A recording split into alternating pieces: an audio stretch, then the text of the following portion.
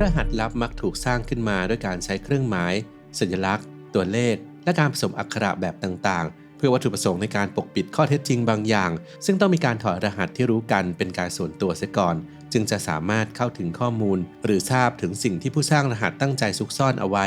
รหัสส่วนใหญ่จึงถูกสร้างขึ้นมาเพื่อให้ถอดได้แต่น่าประหลาดใจที่ดูเหมือนว่าบางรหัสเหมือนจะไม่เป็นเช่นนั้นเพราะแม้ว่าจะมีผู้พยายามถอดรหัสมากแค่ไหนก็ยังไม่สามารถค้นหาความลับที่ซ่อนอยู่เบื้องหลังได้เช่นเดียวกับทั้ง4รหัสที่จะกล่าวถึงกันต่อจากนี้ติดตามทั้งหมดได้ใน4รหัสลึกลับที่ยังไม่สามารถถอดรหัสได้ครับ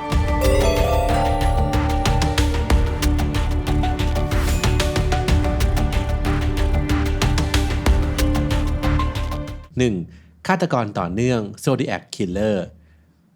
ช่วงทศวรรษที่ 1960 และ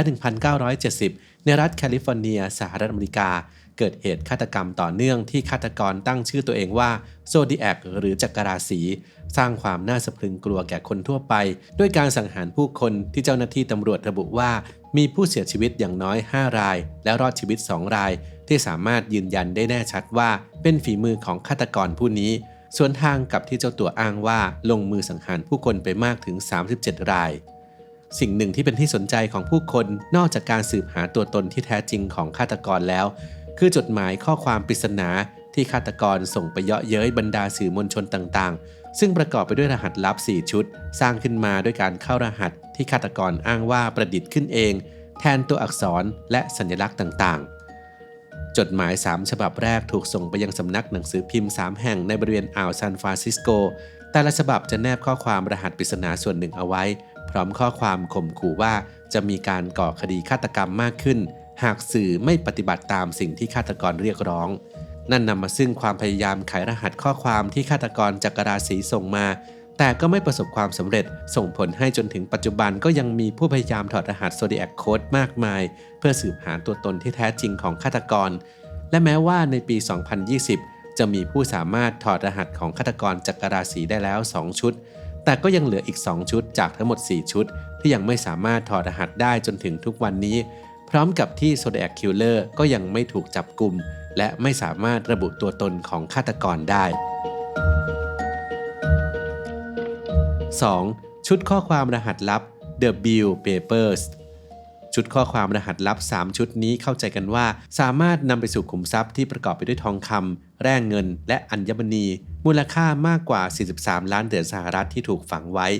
กล่าวกันว่าข้อความรหัสชุดแรกอธิบายตำแหน่งและสถานที่ที่ซุกซ่อนสมบัติส่วนข้อความรหัสชุดที่ 2 จะบอกรายละเอียดเกี่ยวกับสมบัติที่ฝังไว้และข้อความรหัสชุดที่ 3 นั้นคือรายชื่อเจ้าของสมบัติและญาติลำดับถัดไปเรื่องราวเบื้องหลังรหัสลับนี้มาจากจุลสารที่เผยแพร่ในปี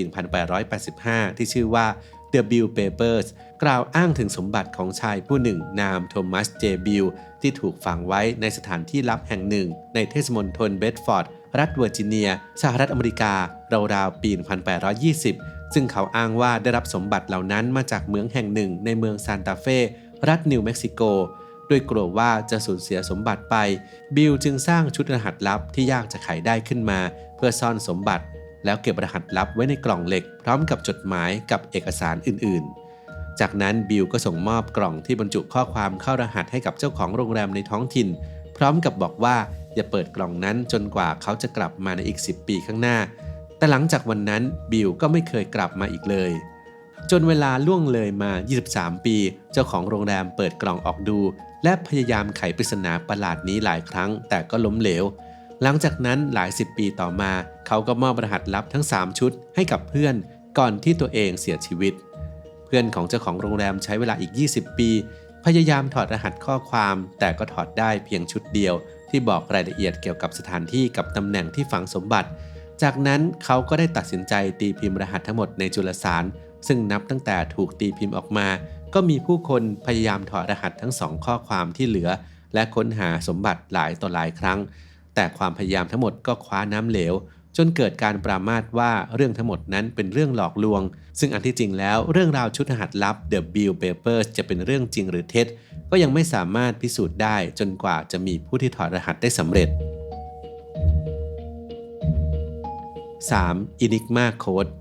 รหัส Enigma เป็นรหัสที่สร้างขึ้นโดยเครื่อง Enigma ที่พัฒนาขึ้นในช่วงต้นถึงกลางศตวรรษที่ 20 เพื่อใช้ป้องกันความลับรั่วไหลระหว่างการสื่อสาร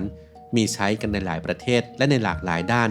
ทั้งการทูตการทหารการพาณิชย์แต่มีบทบาทสำคัญและใช้อย่างแพร่หลายที่สุดโดยนาซีเยอรมนีในช่วงสงครามโลกครั้งที่ 2มีการเข้ารหัสข้อความลับสุดยอดด้วยรหัสมอร์สแสดงให้เห็นว่าสำหรับฝ่ายนาซีเครื่อง Enigma มีความปลอดภัยมากจนมีการนำมาใช้เป็นเครื่องมือในการเข้ารหัสข้อความที่เป็นความลับสุดยอดเครื่อง Enigma มีอยู่หลายรุ่นแต่รุ่นที่โด่งดังที่สุดคือรุ่นสำหรับ Wehrmacht ที่มีจุดเด่นตรงการเข้ารหัสและถอดรหัสที่มีความสลับซับซ้อนมากโดยถ้าต้องการถอดรหัสต้องคาดเดาหนึ่งในรูปแบบรหัสจากทั้งหมดประมาณ159ล้านรูปแบบด้วยเหตุนี้กองทัพเยอรมันจึงไว้วางใจว่าศัตรูจะไม่สามารถถอดรหัสได้อย่างแน่นอนตัวอย่างสำคัญที่อาจจะเป็นหลักฐานที่ดีที่สุดที่จะแสดงให้เห็นถึงความสำคัญในการไขรหัส Enigma ได้เป็นอย่างดีก็คือยุทธนาวีแห่งแอตแลนติกโดยย้อนกลับไปในช่วงปี 1940 ถึง 1943 ฝ่ายสัมพันธมิตรต้องสูญเสียเรือรบจากการโจมตีของเรือดำน้ำกองทัพเรือเยอรมันรวมประมาณ 1,100 ลำภายในเวลา 4 ปี ความเสียหายดังกล่าวตอกย้ำให้ฝ่ายสัมพันธมิตรจำเป็นต้องเข้าใจสัญญาณที่เรือของศัตรูใช้โดยมีการประมาณการว่าหากสามารถเข้าถึงข้อมูลลับของฝ่ายเยอรมันเบื้องหลังรหัส Enigma ได้จะช่วยย่นระยะเวลาในการทำสงครามรวมถึงลดความสูญเสียที่เกิดขึ้นได้มากกว่า 1 ปี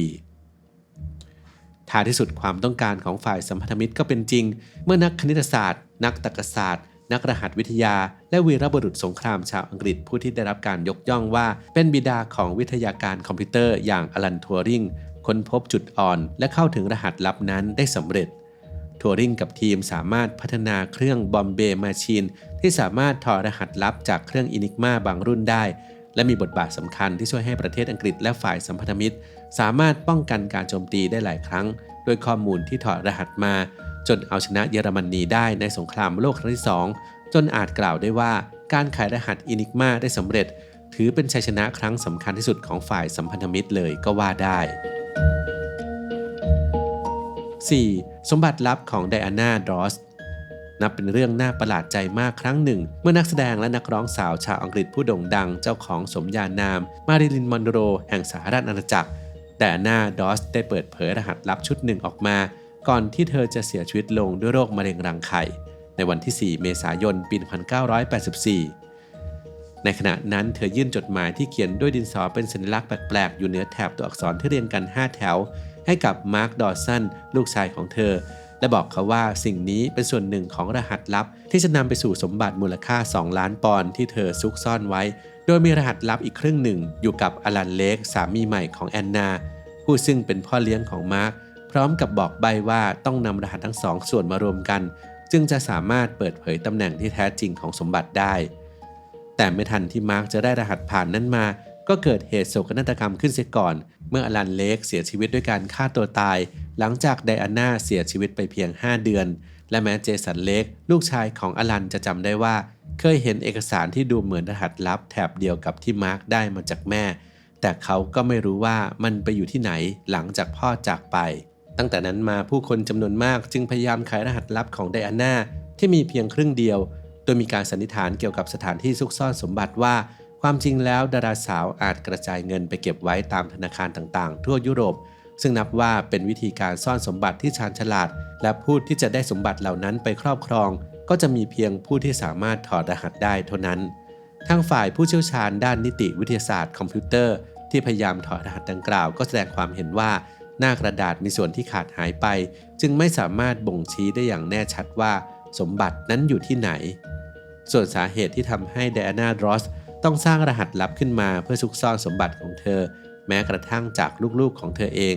ยังไม่มีใครทราบแน่ชัดแต่ในช่วงที่มีชีวิตอยู่ดาราสาวก็มักจะเก็บงำเรื่องการเงินของเธอมาโดยตลอดอยู่แล้วซึ่งอาจเกี่ยวข้องกับเรื่องราวในช่วงปลายทศวรรษที่ 1950 ที่เธอถูก Daily Sketch หนังสือพิมพ์แท็บลอยด์กล่าวหาว่าหลีกเลี่ยงภาษีเงินได้จากงานแสดงภาพยนตร์ในช่วงเวลานั้นไดอาน่าถือเป็นนักแสดงที่ได้รับค่าตัวที่สูงที่สุดในอังกฤษโดยมีสัญญาการแสดงภาพยนตร์มูลค่าเกือบ 3 ล้านปอนด์และในอีกราว 10 ปีต่อมาเธอก็ซื้อคฤหาสน์ในย่านคนรวยเบเวอร์ลี่ฮิลส์ในสหรัฐอเมริกาพร้อมกับบ้านหรูหราในเบิร์กเชียร์ประเทศอังกฤษ ทั้งยังซื้อรถยนต์ราคาแพงอย่างโรลส์รอยซ์ซิลเวอร์คลาวด์สีขาวและโรสเตอร์เดลาเฮเมื่อปี 1949 ซึ่งการใช้เงินอย่างฟุ่มเฟือยนี้ทำให้เกิดข้อสงสัยเกี่ยวกับการเสียภาษีของเธอเป็นอย่างมากและอาจจะเป็นเหตุให้เธอซุกซ่อนสมบัติเพื่อเลี่ยงข้อเท็จจริงบางอย่างก็เป็นได้